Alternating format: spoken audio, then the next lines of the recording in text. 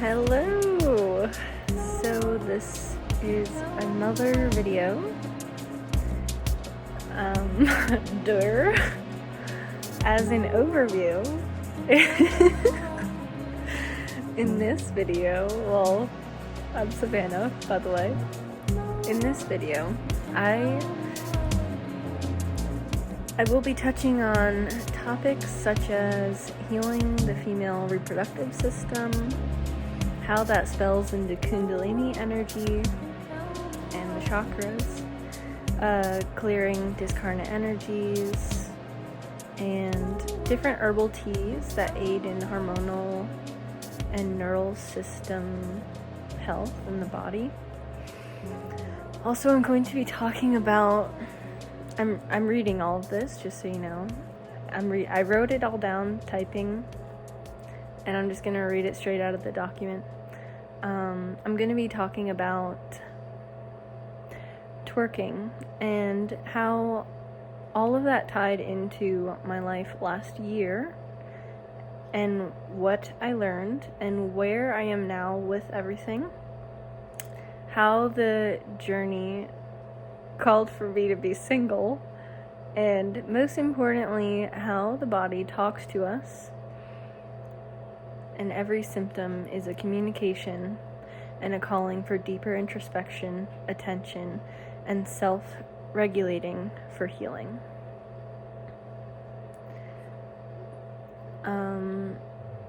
So again, what I'm reading now is something that I typed it as best I could in a way that it came naturally to my mind. So I wanted it to be as though I was just talking straight off my head, but I lose track. I don't stay organized when I'm speaking out loud, but when I'm writing, I tend to be more organized. So this works for me. And I hope it works for you. So this ties into the video that I posted yesterday, or was it 2 days ago maybe, in a few very important ways, but I needed to make this into its own video because I wanted to honor the different topics. In the last video, I was talking about 2024 and how I was feeling that year, how I managed to transform my state of being from feeling like I just really didn't want to live anymore into the way that I'm feeling now. I would describe that the way that I feel now, like when you make it to the top of the hill that just kept getting taller and taller as I went. I couldn't see the top or the sun until I reached the summit, and I had to say goodbye to a lot of people along the way that couldn't come with me. And I waited up here, and I'm still just waiting up here, watching the sunrise and feeling its warmth beginning to fill me and illuminate what's around me, and I guess the path forward. Last year, I also took a class at school for anatomy and physiology. And so I'm going to be talking a little bit about, like I said, the reproductive system. I'm probably not going to get too much into hormones, but the nervous system a little bit. And I'm going to be talking about my experience through the lens of holistic healing. And I want to be very clear that this was a group effort, that it took community for me to heal in the ways that I'm going to talk about. I want you to know also that while losing people along the way was, like, it was like hard and all that jazz.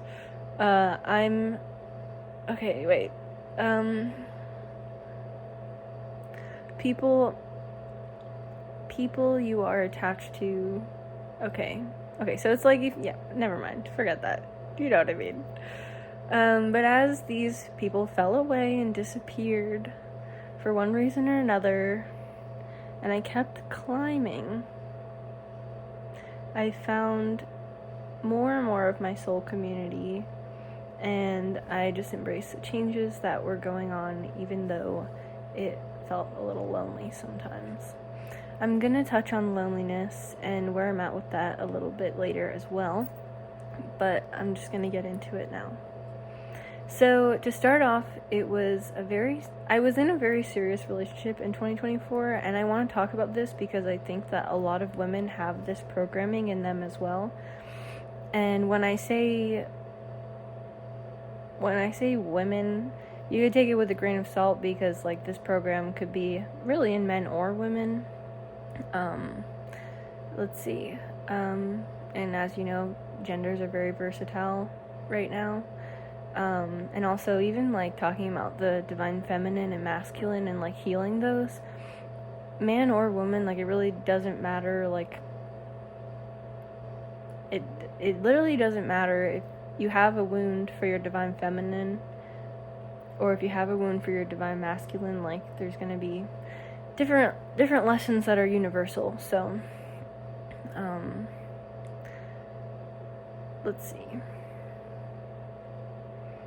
So anyways, I was in a weird situation because I was in a relationship, but it quickly started to feel like I was drifting away from myself, compromising things that I didn't know were so important to me until they were gone. And I went into the relationship thinking that the only thing in the world that mattered to me was this man, this guy that I was dating.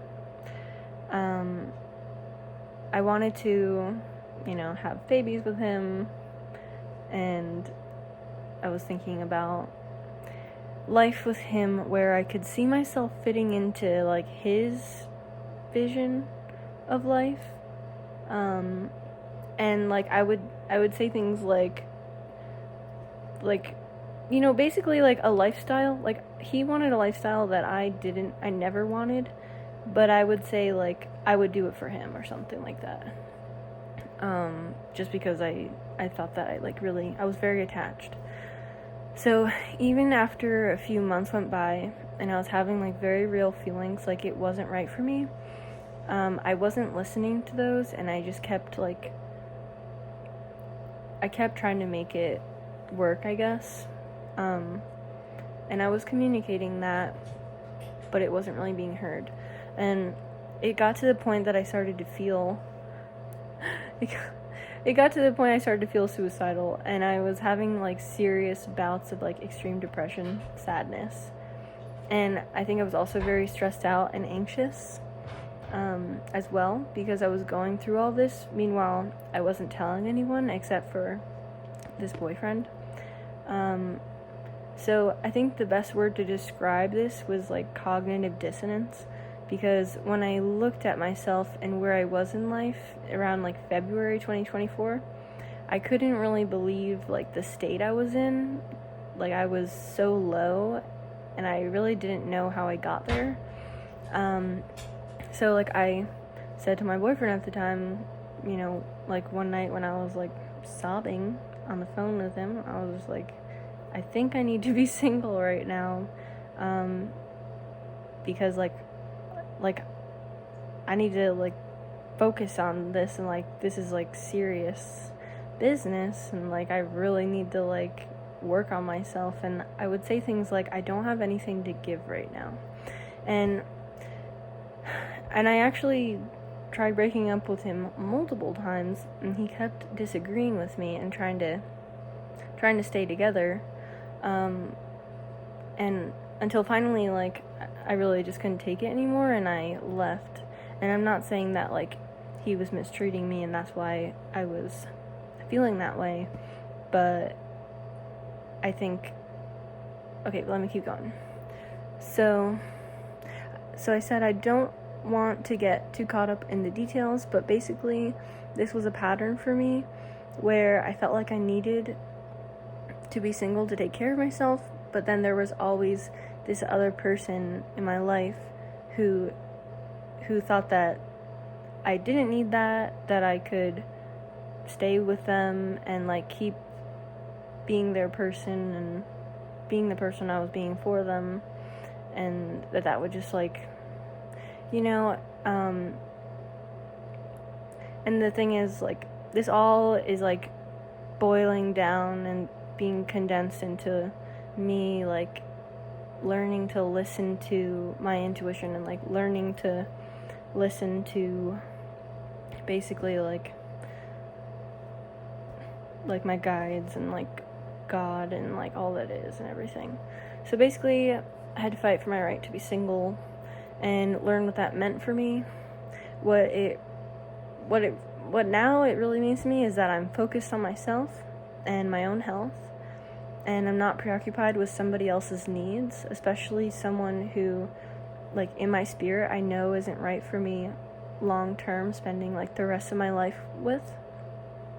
But I had a really big program around feeling like I needed to be in a relationship for security, like for financial stability maybe, and I didn't fully like understand it, but I was definitely in like broken consciousness, like absolutely, like by the time I was 25, like I was, and like so I was with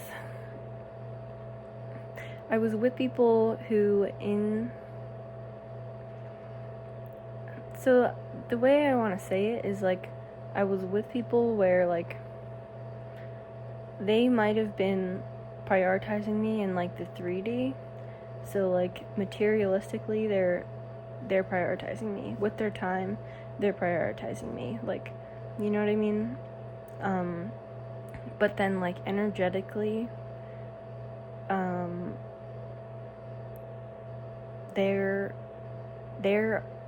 not being healed in certain ways, their traumas, their emotional baggage that they didn't want to heal, that they weren't able to face, that on like the 5D level, that was affecting me. So it's like on paper in my mind would be, that's why I said cognitive dissonance.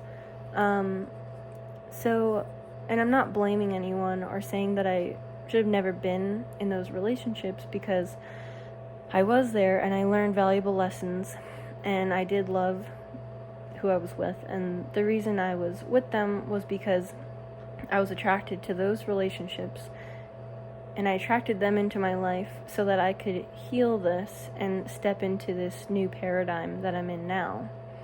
And also, like, the person that I was dating, we had years of history where they were triggering my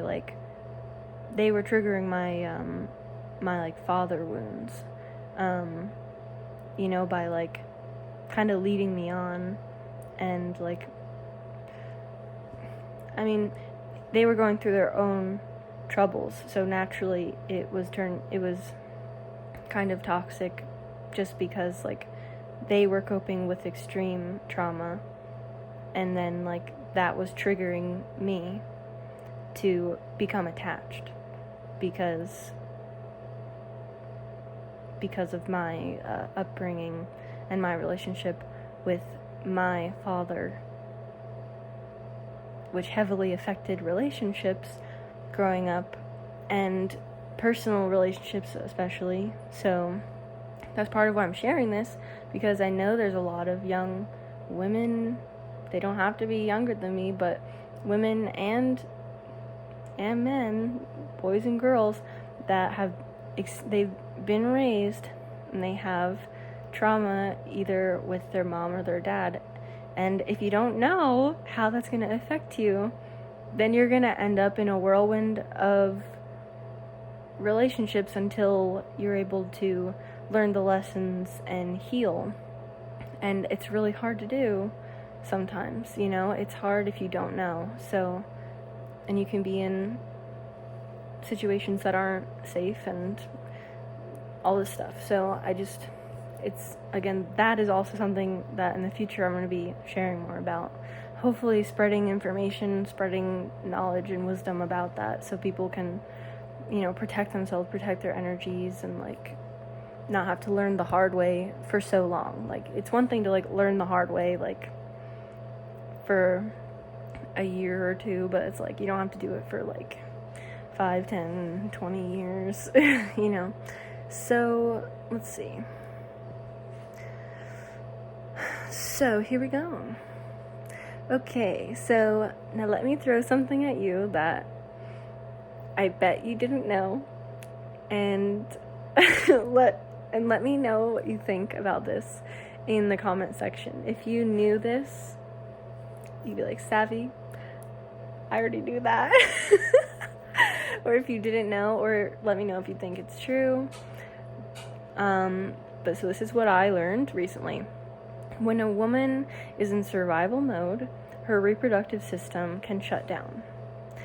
I learned this because I basically spent a whole year with these underlying, like with an underlying depression and anxiety, and even like my school, the County College of Morris, they sent out a student like questionnaire where they wanted to know about the mental health of their student body, and at the end they gave us our results.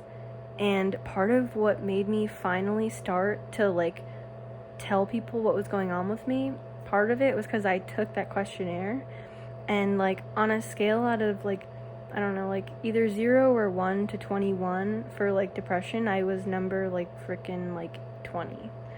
So it was, and the same thing for anxiety, it was like basically just below extreme.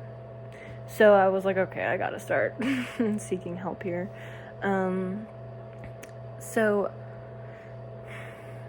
after this whole year, in fight or flight mode, by the time around like April or June came along, I just stopped getting my periods altogether.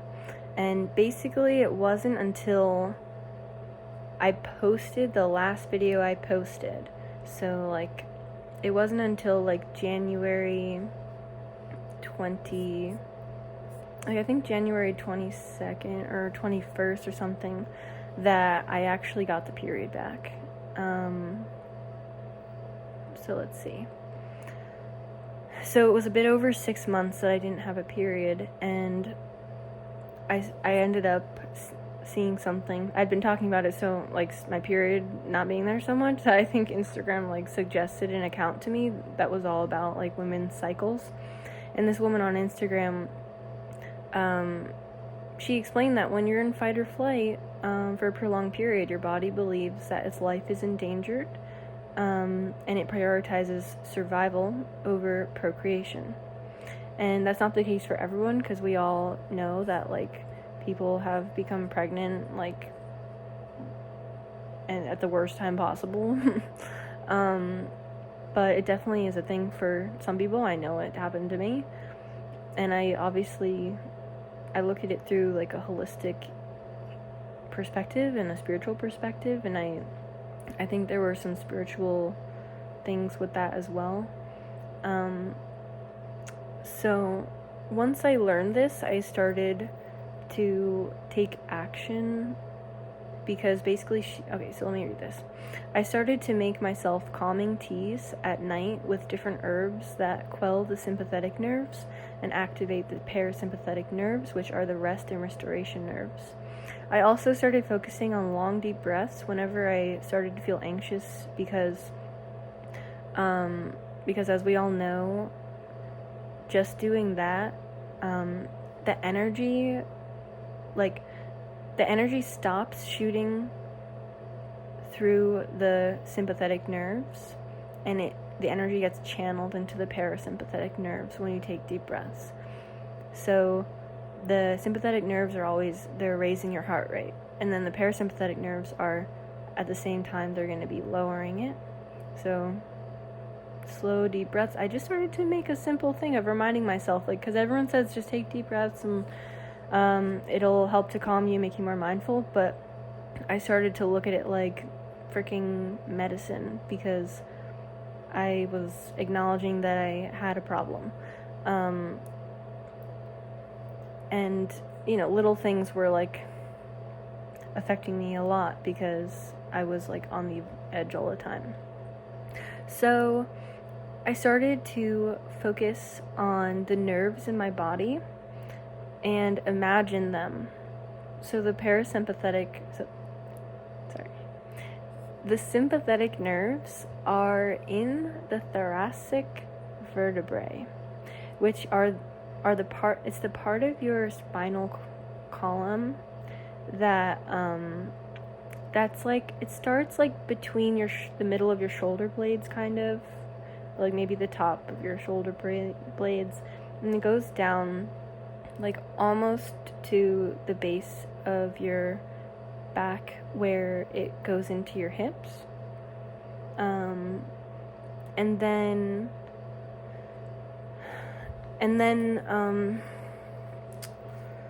like, let me see. So I would channel my energy, and like I would really try to focus when I took those breaths, and like focus my energy and imagine it being channeled into my cervical, like, neck area of my spinal cord, and also the sacral, hip, and pelvic areas, because that's where the parasympathetic nerves leave the spinal cord to affect the rest of the body, is kind of how I understand it.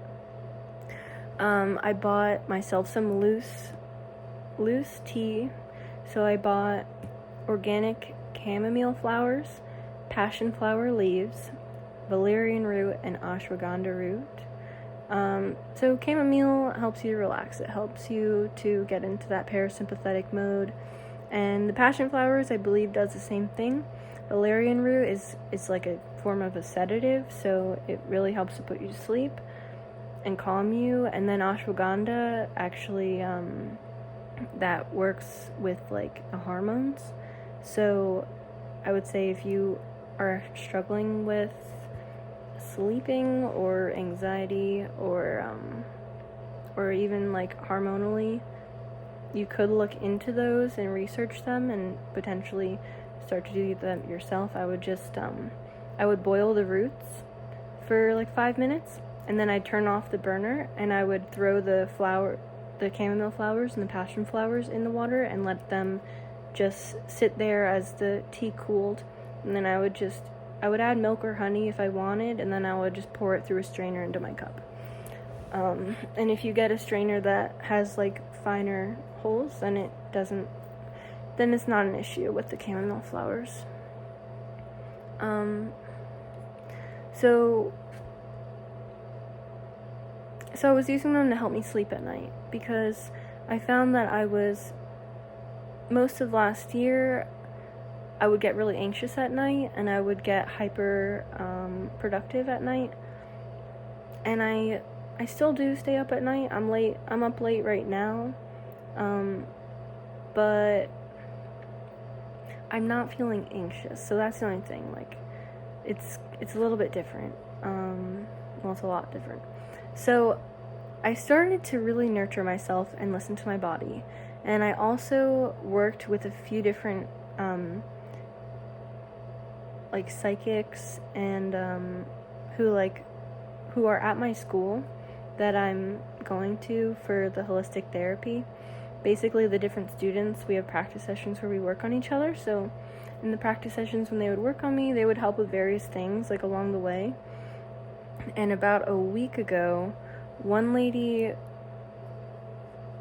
that sees pretty clearly, she saw like 3 different colors swirling around in my sacral chakra, which is the lower abdomen, and she also the root chakra. And she basically was like, those shouldn't be there. And she was talking about how like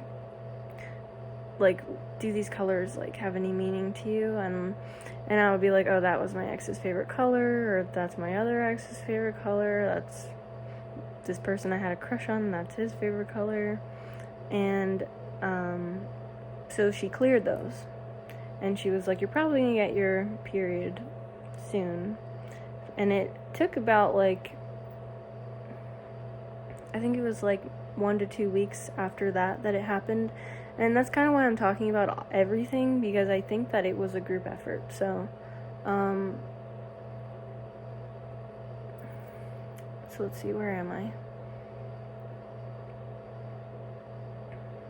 So she moved those for me, and I also was doing sessions on various different women in my school that I found that what they needed to work on and like what was coming up for them was exactly in alignment with what I needed to heal as well. And I knew that because I would work on them, and either like while they were talking, I would be like, okay, this is something. Like, for example, one woman was talking about how she wants to be able to fully express herself and like feel like she can, express herself 100% rather than just like 80%. And like, here I am expressing myself on YouTube. I wasn't doing that before I did this session on her. So it is kind of lovely in that way, how there's so many synchronicities when you like do this type of work. So there's one particular woman where after I did a session on her, that night something in me was triggered, and I felt it pretty clearly. Especially like I really felt it in my right around where my uterus is, like right down there and around the bladder, the uterus area. And so all this stuff was coming up in me, and I was just like, oh, okay, it's an opportunity to do some clearing, and maybe in its own way it'll help her a little as well. So it might seem a little funny because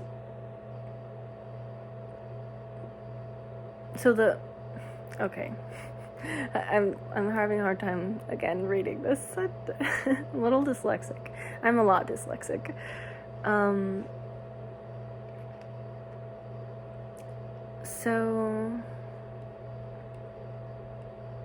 So after the session, I had all of this stuff come up in me that needed something, and what I noticed is that naturally I could feel like my body wanted to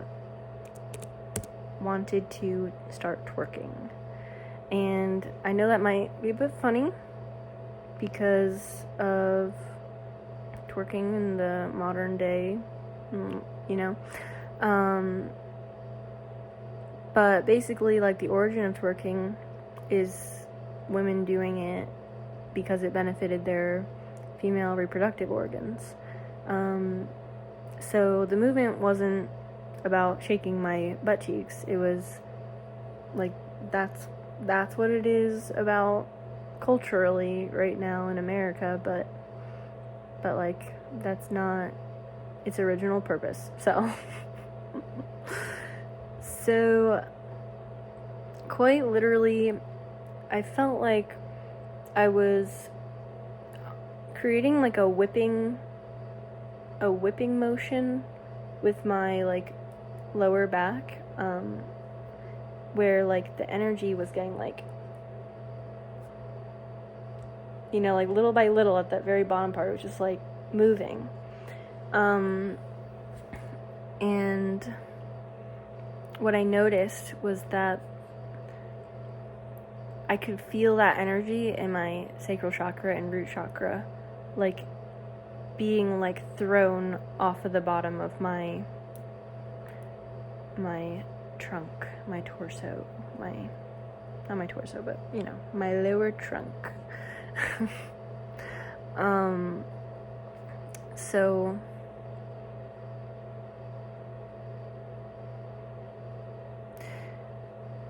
yeah, that's the lower abdomen and the pelvic area.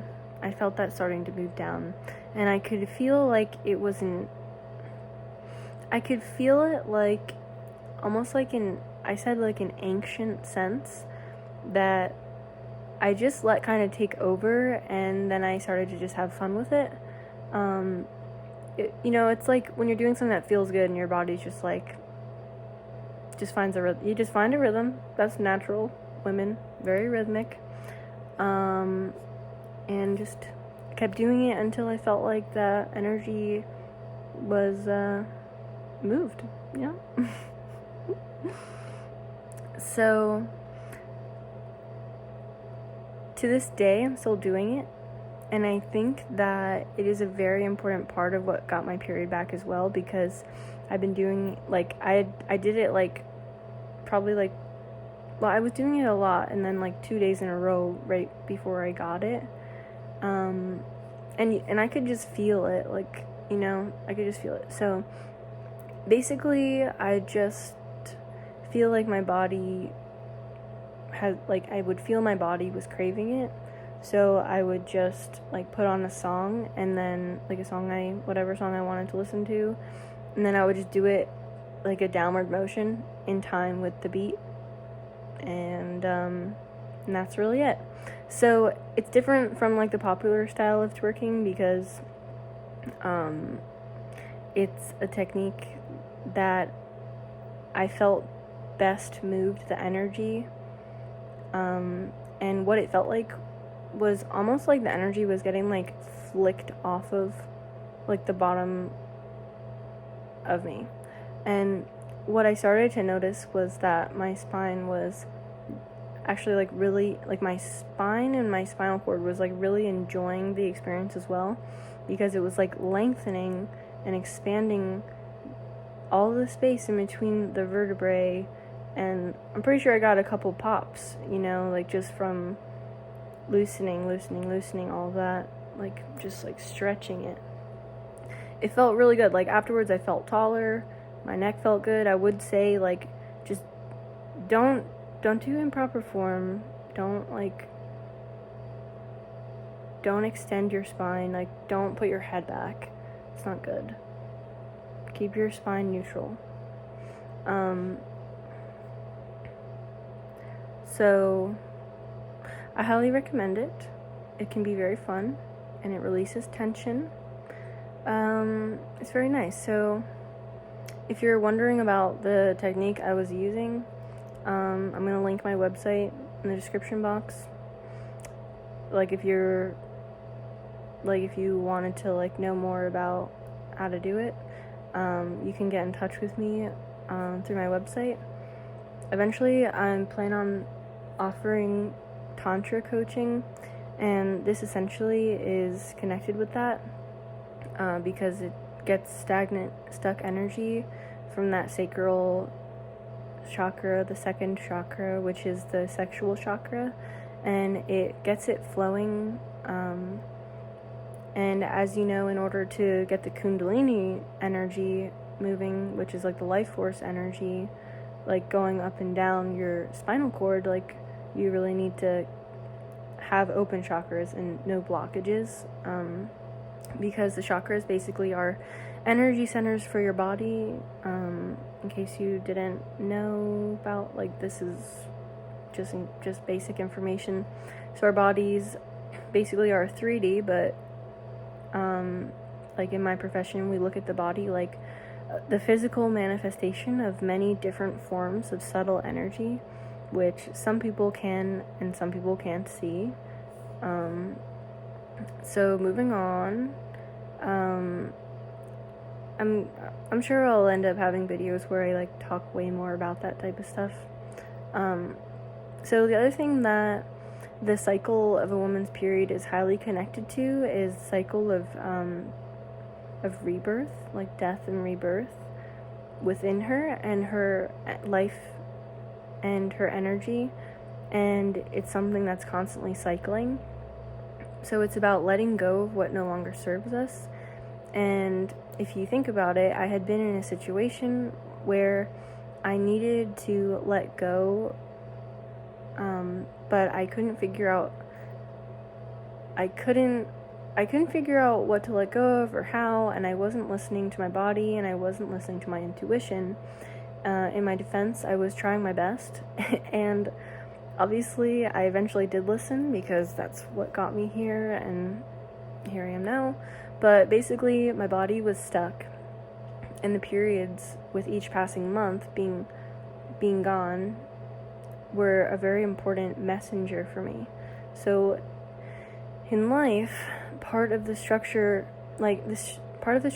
of my work is based on the premise that illness and pain manifest in the body, oftentimes as messengers that are bringing attention to something that needs healing. But the same thing goes for our patterns,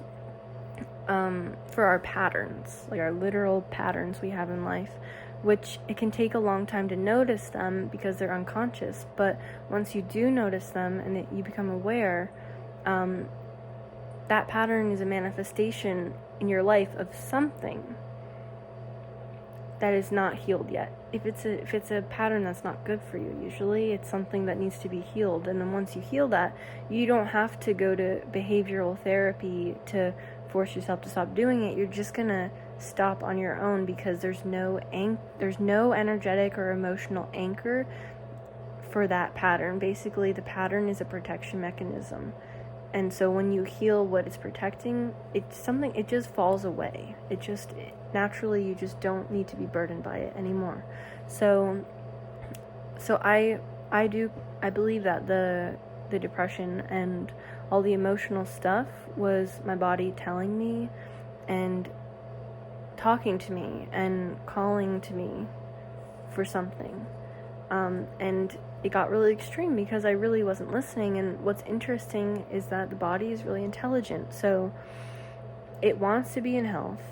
And what's most interesting to me about the body's communication system is this.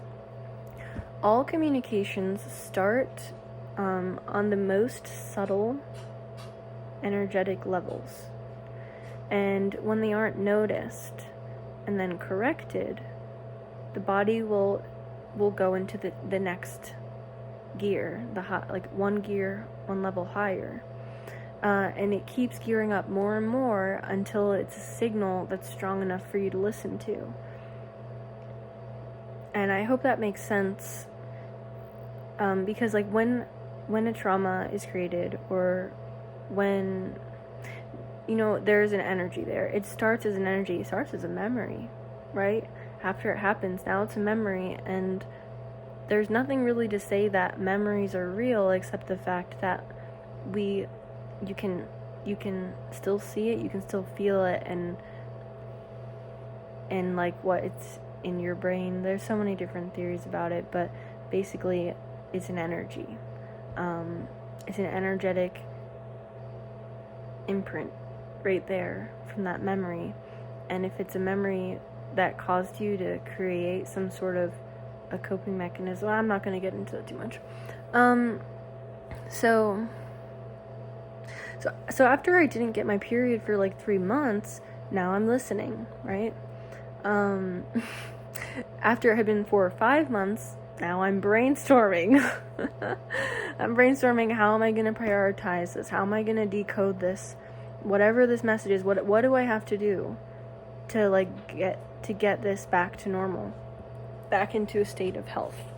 And I believe that in a way that it was a physical manifestation of the same issue that the depression was tied to. I think that they were closely tethered. Because again, if you think about it, the emotional reaction, still I wasn't really listening. Even after I broke up with that person, I ended up getting into a different karmic situation, and still I had that feeling, I should be single, I know I need to be single, and it was very confusing because it's like I was single, but energetically I was not single, and I was absolutely not single energetically. So what happened to that emotional messenger? What happened to the extreme emotional messengers? Well, it became a physical one. That's kind of the way that I look at it, and it's not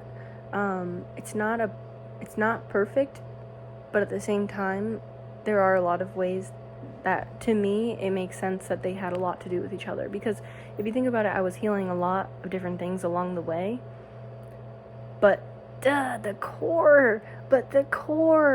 What was the core message? What was the anchor? Like, the main knot. The knot that if you untangle that knot, it all falls apart, right? That's what hadn't been figured out yet. So let's keep going then. Where am I? So I was disconnected from myself. And I was at risk of being way too far off course for my soul's path and, like, calling. And the thing for me, like, the way that I feel with how, like, sensitive I am to subtle energies, off course at all is too far off course. And that's probably the case for everybody, but when you're, like, dedicating your life to listening, it gets louder and louder. And, you know, because when you're just okay with coping, like, your body, even if that means you go numb and you're just numb all the time, but that's you coping, and, like, that's what you decide on, your body's going to do the best with what it has, you know? But for me, for someone who's really focusing on healing, and then, like, it's like you really, like, you can't differ too far from the path, because it's just like, if it's wrong, it's wrong. If it's the wrong choice, it doesn't feel right, period. So, and I mean, I would hope that everybody can live that true to themselves as well. So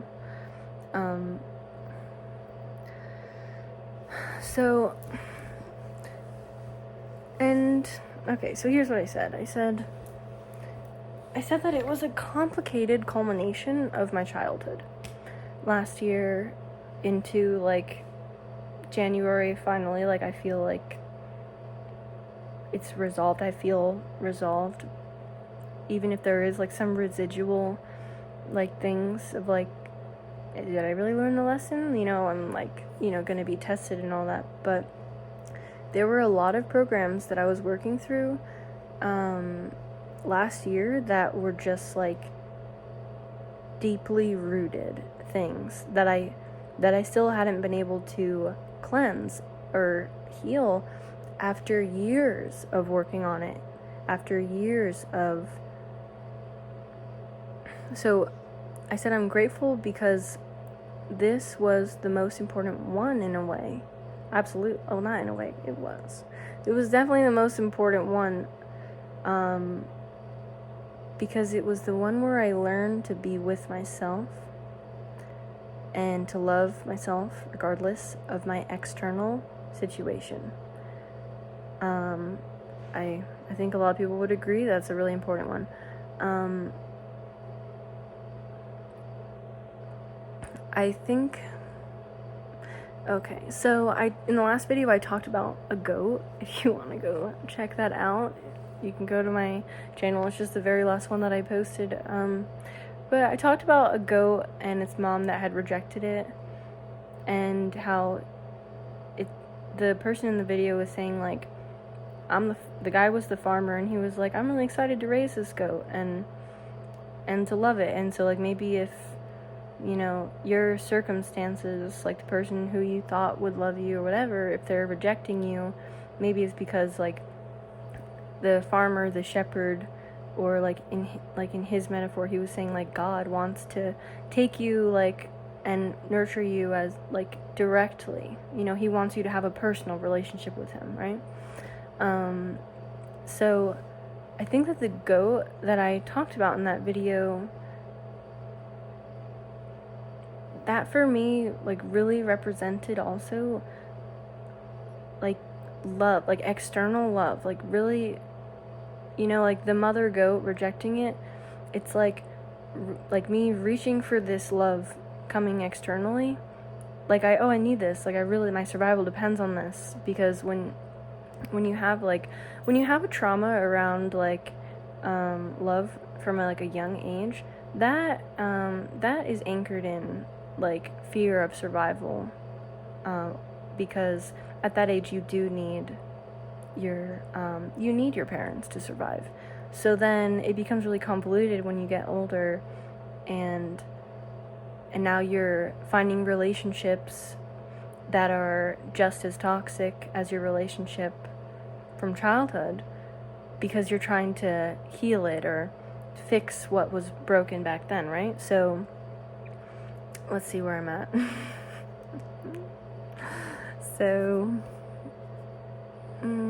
Right. So now like quite literally I'm looking for it within myself instead of being like obsessive about finding it somewhere else. And I'm really trying to like live in that every day, and it's really easy to know when I'm slipping out of it, because I'll start feeling crappy, and then I just refocus. So I'll always have this, and I'm cultivating it now, like this love in myself and this connection to spirit, God, all that is, and like the different parts of myself, my divine feminine, divine masculine, and I'm really enjoying it. And I honestly, like, I can't wait to see like how this turns out, because I feel like, you know, I've planted the seed and now I'm caring for it, and I do look at growth a lot like that. So I'm hoping to be able to watch it turn into something beautiful. And it kind of makes sense too, because when you first plant something, you need to like pay really close attention to it for a while, but then eventually it's kind of just going to keep going on its own in an outdoor situation. So I also wanted to touch upon one more important program that I think was the final touch on the period coming back, because it was about holding in my truth. I kid you not, the morning that I typed and then I videotaped the last video, which was a really big deal because I was being extremely vulnerable and sharing something I literally kept hidden for a while, so just like open for the public, because I thought that it was important to be shared. I felt like it was part of my life calling to share that, so that hopefully it can help and aid someone else, anybody else who might need to hear it. So basically, I edited the video, and before I even posted it, I had to like lay down because I could feel the energy just swarming in my lower abdomen, my sacral chakra, and it was really intense. And I knew intuitively that I was hoping it was the period, but I knew it was like this energy moving. So I just started to work on it. I put my hands on it. I started doing energy work, Reiki on it, and like energetically like pushing it down, and like in a weird way, like it felt like a freaking pregnancy. Like I felt like bloated, distended a little, which yeah, it's like kind of looking like PMS, but at the same time, in my medicinal plant medicine course that I'm taking, for like psychedelic plant medicine, we were learning about rebirthing as like a technique for healing. So you rebirth energy, like old programs and stuck energy, like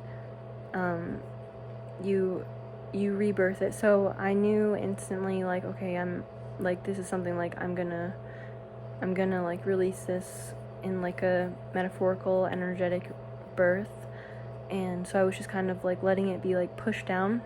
And the really like weird synchronicity is that I started to sneeze, and the sneezes, like, you know, they make you like bear down, and it was almost like contractions in the weirdest way. And then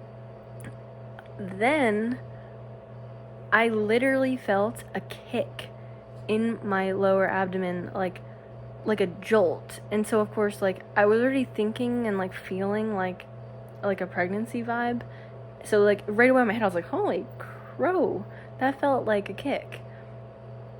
And I literally felt it, like, boom, like, my body, like, from the inside was being moved like a freaking foot kicked. Like, it was the weirdest thing.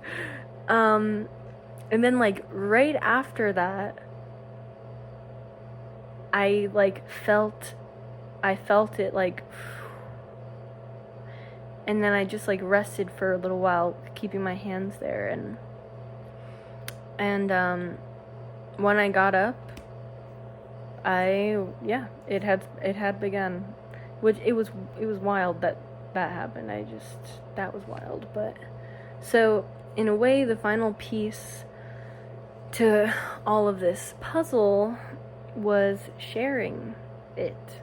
The last, like, twist on the key in the doorknob was me taking my experience and using it to spread wisdom and healing and awareness.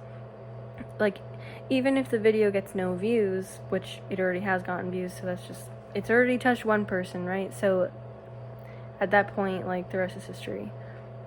But, like, I'm really excited that I get to play this role in life, and I'm grateful for my commitment to myself, and I'm grateful that no matter what happened in the last 25 years, I stuck to what I always knew. I had a motto when I was living alone in Pittsburgh, and I was like 18, 19, and 20 while I was there, and anytime something bad would happen, and, like, I would be unsure of the future, or if I would have a place to live even, I would say, I'm not gonna survive, I'm gonna thrive. And 2024, I lost sight of that, honestly. Like, I was in survival mode, I was not in thrival mode. So I'm really grateful that I have been able to once again come back to myself and come back to what I know and what I've always known, and what I always knew I wanted since I was a very young child was freedom. So I'm really excited. I'm going to turn 26 on February 26th, and it feels like a big year for me because I have this foundation set for myself with the Sage in Me, the business that I started, and I really do want to make a difference in the world, and I really do want to connect with people and help people along their journey, and I'm determined to keep, like, building this sort of home for myself where I can feel, like, content and at peace in my life and in my body. It was kind of funny today. I wrote this yesterday, but so when I started my car, there we go. So I started my car yesterday, and it, like, went or something, and I was like, oh no, because it didn't usually make that noise, and I had just had an oil change, and it was also really cold, so I was like, don't worry too much.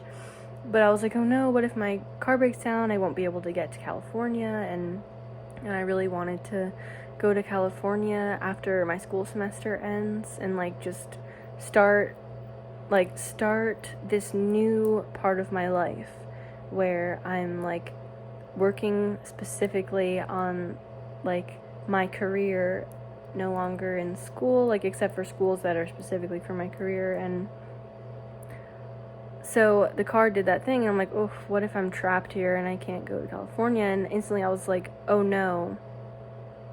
But then I thought to myself, and I was like, even if I'm here, I'm not trapped. I would just be doing the exact same thing and saving up for a car and then going later. And then I had this other thought, and I was just like, I would walk. I would literally walk, because it's just like, if I feel a calling to go there, I'm going. You know, like, I don't care. Like, I really don't care. And it would take, like, 6 months to walk. So, like, let's hope I don't have to do that. I mean, I'm sure I would,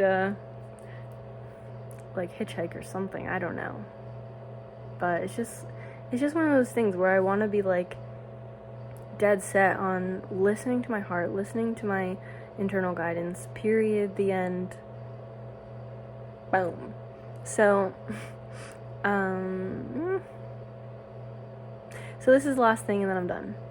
So I basically decided right there that I'm still going, answering the call, even if it means taking my dogs in a backpack and walking. And I just really don't care anymore, because I'm not going to take no for an answer ever again. Like I'm not going to say no to myself when it's something that my heart is calling for. You know what I mean? Like, if the 3D world of the Matrix says it's not possible, I don't care. Like, I really don't, because I would rather die than be told no for something I think is possible. You know, it's like, I'm not going to sit here and pretend things aren't possible that I believe are possible. And I don't think anyone else should either. It really doesn't matter what anybody else thinks, and it doesn't matter what your culture thinks, and it doesn't matter, like, what the rules are, as long as you're not hurting anybody and you're not going to be thrown in jail. And if you are thrown in jail, I would hope it's for something you believed in.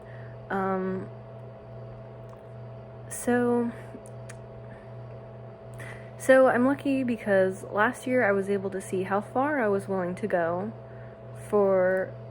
and what I found was that I will literally take this journey, like, until death do us part. Like, I am married to myself, and I'm married to, like, the parts of myself that are the most deeply important to me. Because what's really life worth if you're living it and you're hiding the parts that are most important of yourself? Like, that's the most painful way to live.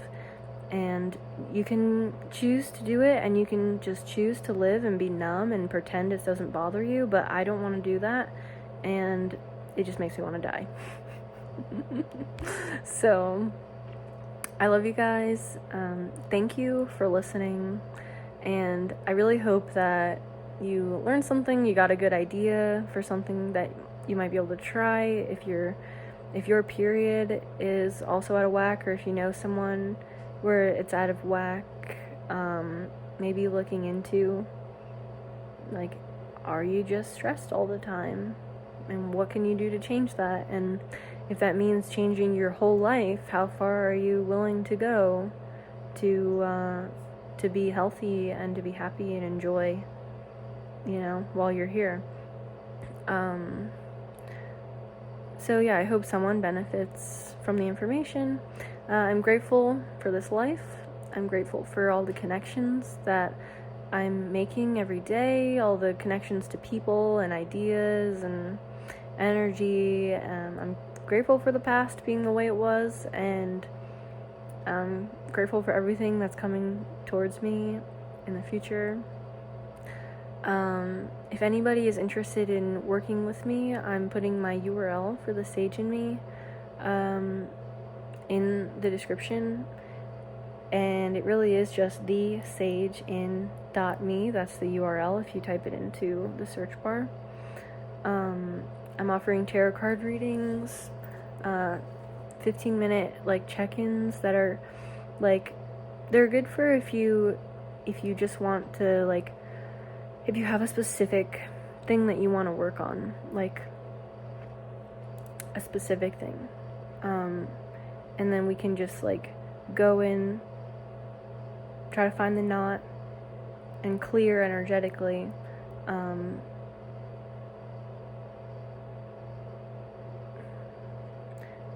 I'm offering also training for psychic development. If you're interested in learning about the different types of clairsentience,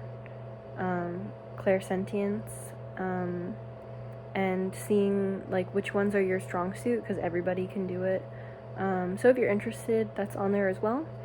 And I do one-on-one training for that, but I also invite you to have a partner when you come on, so that the two of you can do it together. It's very helpful that way. And then the like my pride and joy right now is the 2-hour like psychic sage session, where it's basically like the healing session where I can pull all the stops and like use all the different techniques that I know to get into some really like core things, and that ranges from eye movement integration to hypnotherapy. They're all listed on my website in like this little part that says our areas of expertise. So yeah, it can be very very powerful and transformative when you're getting all the different techniques. So I look forward to hearing from you, and goodbye for now, and wherever you go, I hope that you are walking in love. Thank you.